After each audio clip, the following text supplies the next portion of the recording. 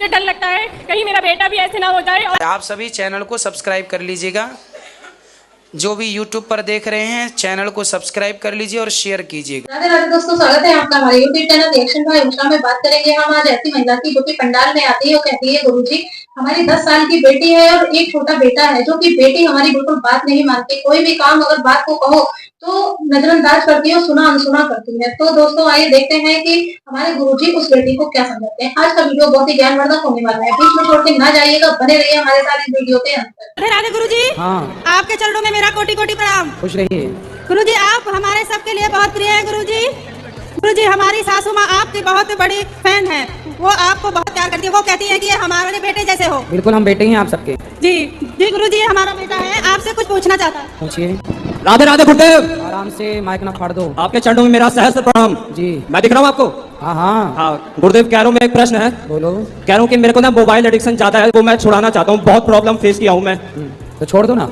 बहुत प्रॉब्लम आ रही है इसमें, मैं छोड़ नहीं पा रहा हूँ। मतलब एक दो बार छोड़ दी तो फिर दोबारा लत जो मार जाती है। तो आप अपने आप को कंट्रोल करिए और अपनी हर बुरी आदतों को छोड़िए। आप ही तो छोड़ सकते हैं। करने से सब होगा। यदि अच्छा। आपकी इच्छा शक्ति मजबूत है और आप ठान लें तो आप सब कुछ कर सकते हैं। अच्छा गुरुदेव। तो आपको ठान लेना है, ठीक हाँ है? जी गुरुदेव। गुरुदेव एक आशीर्वाद दे दो खुश रहिए। कि 11th पास हो जाऊँ बस। खूब मेहनत करोगे तो पास हो जाओगे। गुरुदेव मेरी बहन है, ये भी पूछना चाहते हैं। राधे राधे गुरुजी। राधे राधे। मेरे चरण आपके चरणों में मेरा कोटि कोटि प्रणाम। खुश रहिए। गुरुजी मैं ये पूछना चाहती थी कि मतलब मैं पढ़ाई में बहुत मेहनत करती हूँ, मतलब इतना पढ़ती हूँ, उसके बावजूद भी मतलब मेरे नंबर नहीं आते, रात रात पढ़ते हैं। और जो हमारे साथ के होते हैं वो 2-2 घंटे पढ़ के भी फर्स्ट आते हैं। तो आप पढ़ाई ना रटने वाली मत पढ़ो, समझने वाली पढ़ो। पढ़ाई को रटा ना जाए, समझा जाए। यदि आप समझना स्टार्ट कर देंगे तो आपको रटने की जरूरत नहीं पड़ेगी और आप नंबर अच्छे लाएंगे। जी ठीक है, शीर्षासन किया करो, अमृत अनाज खाया करो। गुरुजी जी सभी दिल्ली वासियों की तरफ से आपको प्रणाम। खुश रहिए। ठीक है, हम आपके गौरी गोपाल आए और आप यहाँ आए, हमें बहुत अच्छा लगा जी। और हम यहाँ से 1 किलोमीटर दूर ओम मंदिर मार्ग में रहते हैं। हमें ओम मंदिर में सेवा का लाभ मिला हुआ है जी। हम सुबह आरती करते हैं पूरा परिवार और शाम को भी आरती करते हैं। ठीक है, अब आप ये बताइए कि एक आम इंसान को और कितनी भक्ति की जाए कि वो अच्छा हो सके। और आप तो अच्छे हैं। भक्ति का मतलब ये नहीं कि दिन भर पूजा करो। हाँ भक्ति जी, का हाँ जी, मतलब ये है कि जो कुछ है जी। सब कुछ भगवान का मानकर, भगवान को सौंप कर केवल अपना कर्म ईमानदारी से करते रहना चाहिए। ठीक है। सत्य के राह पर चलना चाहिए, छल कपट से बचना चाहिए। यही भक्ति है। और इसी आशीर्वाद से मेरा बेटा पूरी दिल्ली में फर्स्ट आया है। खुश रहिए, भगवान सुखी अब रखे। आप आशीर्वाद दें वो आगे भी ऐसा निरंतर पढ़ाई में कामयाब बिल्कुल, बिल्कुल। हो और उसकी जॉब लगे। धन्यवाद। खुश रहिए। राधे राधे। सब बैठ जाओ, पहले बैठाल दो सबको। जिस तरफ बैठे हैं उस तरफ माइक ले आओ, जिस तरफ खड़े हैं उस तरफ नहीं। ए प्रभु परमात्मा, मैंने आपको अच्छा, इतना अच्छा रूप देखा जैसे आप ही भगवान हो। मेरे मन में आपको पहली बार देखते ऐसे लगा कि आप ही निरंकार प्रभु परमात्मा है। और मैं आपसे एक प्रश्न करना चाहती हूँ। गुरु रक्षा किसी मतलब और से ले रखी है। अब मेरा मंत्र वो ये बताया, लेकिन उन्होंने जो बताते हैं वो छिपाते हैं, लेकिन जो मंत्र बताते हैं वो हम आपको बता सकते हैं। उन्होंने मंत्र दिया है, तू ही निरंकार, मैं तेरी शरणा, मुझे बख्श लो। ये बताइए आप, ये ठीक है या और कोई मंत्र? वैसे मैं पूजा सबकी करती हूँ। ये शास्त्रों का मंत्र नहीं है मैया। अच्छा। मंत्र वही होता है जो वेदों में लिखा हो, पुराणों में लिखा हो। जो वेद पुराण में लिखा है वही मंत्र मान्य होगा। ये मंत्र जो पुराणों में नहीं, वेदों में नहीं, वो मंत्र मान्य नहीं है। ठीक। जी। राधे राधे। राधे राधे। राधे राधे गुरुजी। जी जी जी जी मैं यही रहता हूँ दिल्ली में, निरंकारी कॉलोनी से हूँ। हाँ। शुक्र है मेरा नाम। जी। तो आपके लाइव हम रोज घर पे बैठ के देखते हैं गुरुजी। मेरे से एक प्रश्न था आपसे। लोग आजकल की जो पीड़ा लोग है ये माया के पीछे क्यों भागती है इतनी? मतलब सबको माया ही चाहिए। तो माया गलत है क्या? हाँ जी गुरुजी, आवाज नहीं आ रही आपकी। माया गलत है क्या? गलत तो नहीं है गुरुजी, पर कुछ जो युवा पीढ़ी है इस चक्कर में अपना जीवन खराब कर देती है। किसके पीछे पड़ के? माया, पैसे के पीछे। हाँ जी गुरुजी, पैसे से। बेटा पैसा गलत नहीं होता, खूब पैसा कमाना चाहिए युवा पीढ़ी को, परंतु युवा पीढ़ी को यह समझना चाहिए कि वो उस पैसे को खर्च कहाँ करे। हाँ जी। पैसा कमाना बहुत अच्छी बात है, पर पैसा खर्च करना कहाँ खर्च करें ये समझने की बात है। कहाँ खर्च करें? आज की युवा पीढ़ी पैसा खर्च कहाँ करती है? शराब में, पराई स्त्रियों में, वही कह रहा था। क्लबों में। हाँ जी। जबकि खर्च कहाँ करना चाहिए? ये दास अनिरुद्ध आपका ये भाई है, हम भी गौरी गोपाल आश्रम में आप सब जो सहयोग करते हैं, जो भी हम पैसा कमाते हैं ले जाकर वृद्ध माओं की सेवा में लगा देते हैं, भक्तों के भोजन में लगा देते हैं। 150 बच्चे पढ़ रहे हैं गौरी गोपाल गुरुकुल में, उनकी शिक्षा में लगाते हैं। तो पैसा कमाना चाहिए, सही जगह यूज करो। तो युवा पीढ़ी से कहो कि वो पैसे कमाएं, लेकिन वो उपयोग सही करें, दीन दुखियों की सेवा करें। बस गुरुजी यही पूछना था आपसे। शुक्रिया। खुश रहिए। राधे राधे गुरुजी। राधे राधे नारायण गुरु। जय श्रीमन नारायण। कैसे हैं? ठीक है सर। बताओ सर मेरा एक प्रश्न था गीता से कि जिसमें भगवान ने अर्जुन को आखिरी उपदेश में कहा था कि मैं ही भगवान हूँ, मतलब मैं ही तुम्हारी सारी प्रॉब्लम हल करूंगा। हाँ। तो मतलब भगवान ने ये मतलब क्यों कहा था? भगवान ने आखिरी में कहा सर्वधर्मान परित्यज्य मामेकम शरणं व्रज अहम त्वा सर्व पापेभ्यो मोक्षयिष्यामि मा शुचः। भगवान कहते हैं, भगवान कृष्ण कहते हैं कि मैं ही भगवान हूँ अर्जुन, इसलिए भगवान कृष्ण ने अर्जुन को गीता में विराट स्वरूप दिखाया और विराट स्वरूप दिखा के भगवान ने यह सिद्ध कर दिया कि मैं ही भगवान हूँ, मनुष्य बनकर तेरे सामने खड़ा हूँ, मुझे मनुष्य समझने की गलती ना कर, मेरी शरण में आजा, मैं तेरा कल्याण कर दूंगा। नहीं मतलब मेरा एक और था कि इसमें मतलब भगवान ने माता का क्यों नहीं बताया? माता का क्या मतलब जैसे माता से विष्णु जी आए, फिर उनके पुत्र ब्रह्मा हुए, फिर शिव जी सखा बन के आए, तो मतलब माता का क्यों नहीं कहा? भाई माता नहीं, भगवान नारायण ही मूल में भगवान है, वह भगवान ही माता है, इसलिए तो भगवान को कहा गया त्वमेव माता च पिता त्वमेव, मतलब भगवान ही माता है और भगवान ही पिता है। वहाँ दो नहीं है, माता और पिता दो नहीं है, वहाँ एक ही है नारायण। मतलब मैंने एक सीरियल में देखा था कि भगवान को मतलब माता ने ही त्रिशूल भी दिया था और सुदर्शन चक्र भी दिया था, और मतलब उसके वो सीरियल में देखा है ना? हाँ जी, हाँ, इसलिए सीरियल में देखा हुआ सत्य ना मानो। देवी पुराण के अनुसार अलग विषय है, शिव पुराण के अनुसार अलग है, पर मूल में यही है कि भगवान नारायण ही सबसे श्रेष्ठ हैं और भगवान नारायण की शक्ति ही दुर्गा है, भगवान नारायण के पुत्र ब्रह्मा हैं और ब्रह्मा के पुत्र भगवान शिव हैं। ठीक है। और एक चीज और पूछनी थी कि भगवान विष्णु बार बार क्यों अवतार लेते, कोई अंत क्यों नहीं? कोई अंधे क्यों नहीं लेता देवी देवता? क्योंकि भगवान अपने भक्तों से बहुत प्रेम करते हैं। ठीक है। और जहाँ प्रेम है, जैसे आपके परिवार में किसी का विवाह है, तो कोई दूर का विवाह हो तो आप घर के किसी और सदस्य को भेज दो कि भाई साहब तुम जाओ लिफाफा देख के आओ, पर किसी खास का विवाह होगा तो आपको खुद को ही तो जाना पड़ेगा। उसी तरह जब भक्तों पर संकट आता है तो भगवान किसी को ना भेज करके मेरे भक्त पर संकट आया, खुद भगवान अवतार लेकर के आते हैं उन भक्तों के संकट को दूर करने के लिए। ठीक है। बस एक आखिरी चीज बोलनी थी कि आप कथा का कितना चार्ज करते हो? आप अभी बात कर रहे हैं, कोई पैसा लगा? नहीं नहीं। हाँ, ऐसी कथा आप सुनने आइए, कोई खर्चा नहीं है, कोई शुल्क नहीं है, कोई पैसा नहीं है, आप सुन ही रहे रोज, कोई पैसा नहीं लग रहा है। हाँ, फिर फ्री है कथा सबके लिए। गुरुजी जी जी जी, मैं आपसे एक प्रश्न करना चाहती हूँ कि मैं बड़े होके क्या कहते हैं डॉक्टर बन सकती हूँ? क्यों नहीं बन सकते, आप सब बन सकते हैं डॉक्टर। आप मुझे आशीर्वाद दीजिए। खूब पढ़ाई करो, आशीर्वाद है बेटा, खूब पढ़ाई करो। राधे राधे। हाँ, गुरुजी मैं तबीयत खराब रहती है गुरुजी मेरी। क्या हो गया? पता नहीं गुरुजी, बहुत परेशान हूँ मैं। योग करते हैं? योग गुरुजी योग नहीं करते?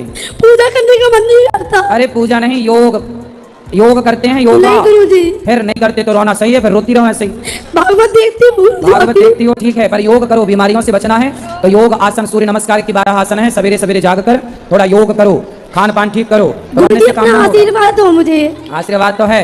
गुरुजी मेरी भाभी आपको देख रही है, उनको राधे राधे बोलो। भैया छोड़ो, पहले ये बताओ कि योग करोगी कि नहीं? हाँ जी गुरुजी। क्या करोगी? योग। कैसे कैसे करोगी? आता है योग करना? नहीं गुरुजी। फिर कल से कैसे करोगी जब आते नहीं है तो? सुबह उठ के कर लूंगी गुरुजी। तो जब आते नहीं है तो कैसे करोगी सवेरे उठ के? कैसे करोगी बताओ? YouTube पर देख लेना, सूर्य नमस्कार की 12 आसन। एक बार भाभी को राधे राधे बोल दो गुरुजी। बिल्कुल, भाभी भैया और अड़ोसी पड़ोसी सबको राधे राधे। तुम स्वस्थ हो जाओ बस। राधे राधे गुरुजी। राधे राधे। आपके चरणों में मेरी कोटि कोटि प्रणाम। खुश रहिए। आप कैसे हैं? कृपा है। मेरी मम्मी आपको बहुत मानती है, बहुत देखती है, रात दिन देखते रहती है। मम्मी की मैया? मैया सॉरी। हाँ, बोलो। कभी उनको भी दर्शन दीजिए। कहाँ रहती हैं वो? बिहार में। अभी बिहार जा रहे हैं 5 तारीख से 5 अक्टूबर से, अगले महीने बोल देना आ जाएं। सच में? समस्तीपुर। Oh thank you. प्रणाम जी। खुश रहिए। राधे राधे। जय श्रीमन नारायण। जय श्रीमन नारायण। गुरुजी मेरा सवाल ये था कि खुशी जीवन जीने के लिए क्या करना चाहिए? खुशी जीवन जीने के लिए क्या करना चाहिए? खुश रहना चाहिए। वो तो खुश रहता हूँ गुरुजी, हाँ, लेकिन समस्याएं बहुत हैं आगे। कैसे खुश रहते, जरा हंस के दिखाओ हमें। अरे तो नकली हंसी, असली वाली हंसो। हाँ करके। हाँ, अच्छे से हंसो, खुल के, बिंदास। दांत दिखाओ, मंजन की हो कि नहीं? बिल्कुल गुरुजी। दिखाओ दांत। हाँ, ऐसे थोड़ा अच्छे से हंसो, बोलो घी घी ही। ऐसे हंसो। खुश रहने के लिए ना संतोष चाहिए, जितना ईश्वर ने दिया है ना उसमें संतोष रखोगे ना तो सदा खुश रहोगे। अच्छा, राधे राधे गुरुजी। राधे राधे। राधे राधे राधे। गुरुजी मैं आपका भजन बहुत दिन से सुन रही हूँ, लेकिन जब मेरा बेटा पेट में आया मैं आपका भजन भागवत सब सुनी, लेकिन गुरुजी मेरे एक सवाल है। मेरी बेटी है 10 साल की, लेकिन गुरुजी वो मेरी बात नहीं सुनती और मुझे डर लगता है कहीं मेरा बेटा भी ऐसे ना हो जाए और ये भी ना सुने। क्यों नहीं सुनती वो? गुरुजी बहुत इरिटेट करती है, रात को सोते समय पापा को इरिटेट करती है अपने। 10 साल की है? जी गुरुजी आई हुई है। बात कराओ। ये है। इस तरफ आओ, इस तरफ। क्या नाम है बेटा आपका? वैभवी।